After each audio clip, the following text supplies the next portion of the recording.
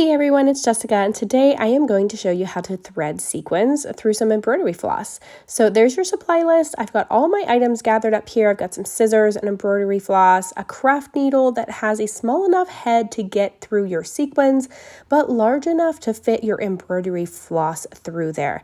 Now I have a 6-strand embroidery floss here, but I use a 3-strand, so I will show you how I kind of take that apart. And then I'm using a page protector, some sequins, and a template of a pumpkin today.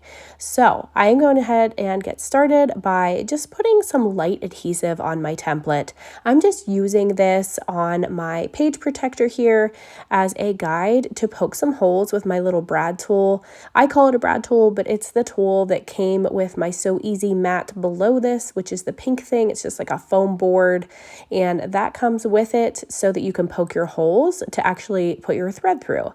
So I'm just going through and poking all the holes all around my little pumpkin here, which I have pre-cut on my Cricut cutting machine. And if you don't have that, you can use a template from anything. So it doesn't have to be anything fancy, but I wanted a pumpkin because this is actually going to go into my fall mini album.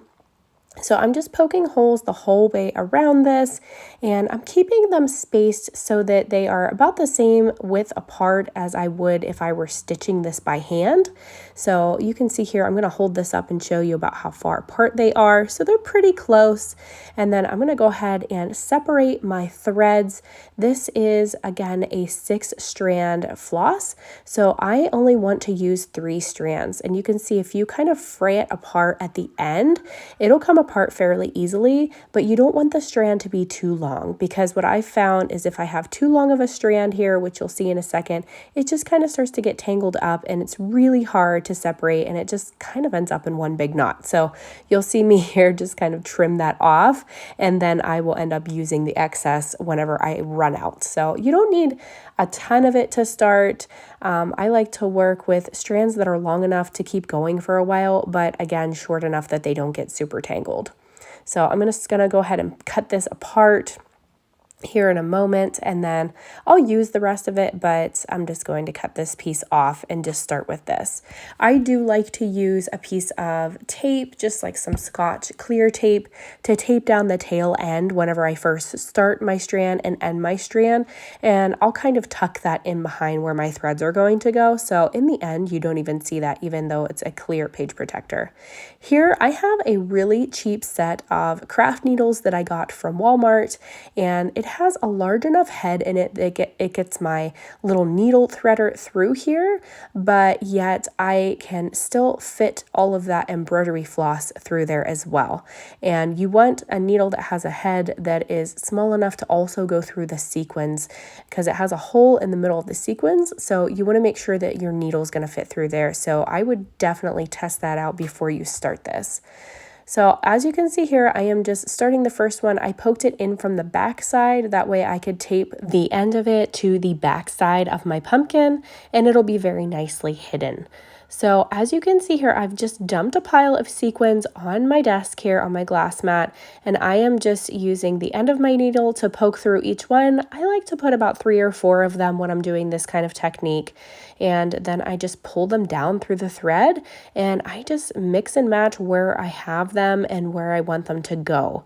So as you can see here, I am just doing this once again on the other side as I pull through each layer, because I want them to be on both sides in this case, since I'm using a clear page protector to go into my album.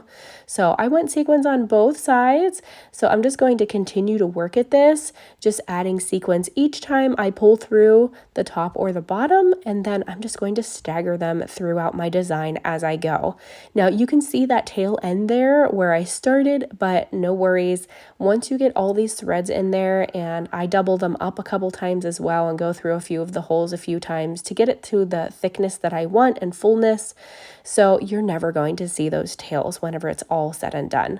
So I'm just working with this, pulling it tight as I go, but just be careful not to pull it too tight, because then you'll kind of ruffle the page protector. You could also do this with a clear sheet of acetate or a piece of vellum, or you can even do this on cardstock. I've done this on scrapbook layouts as well, where I use regular thread instead of this embroidery floss.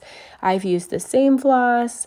I've done a lot of different threading in a lot of different crafty projects, so you can use this technique in multiple ways, but I am just showing you this one way how I create this for my little mini album. So I just continue building this and going between each layer on the front and the back and just kind of working with those sequins as I go. You can see they're really easy to pick up because that tip on my needle is pretty sharp. So it's really super easy to get them to go onto the needle, and then you just pull them through on that embroidery floss.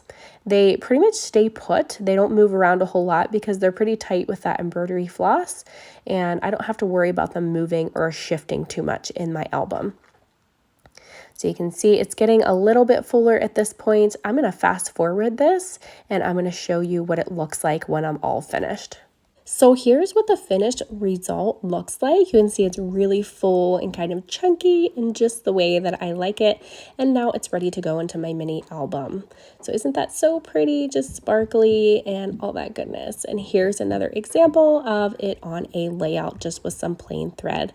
I hope you guys enjoyed this technique today, and I hope I've inspired you to create something beautiful. Thank you for watching. Bye-bye.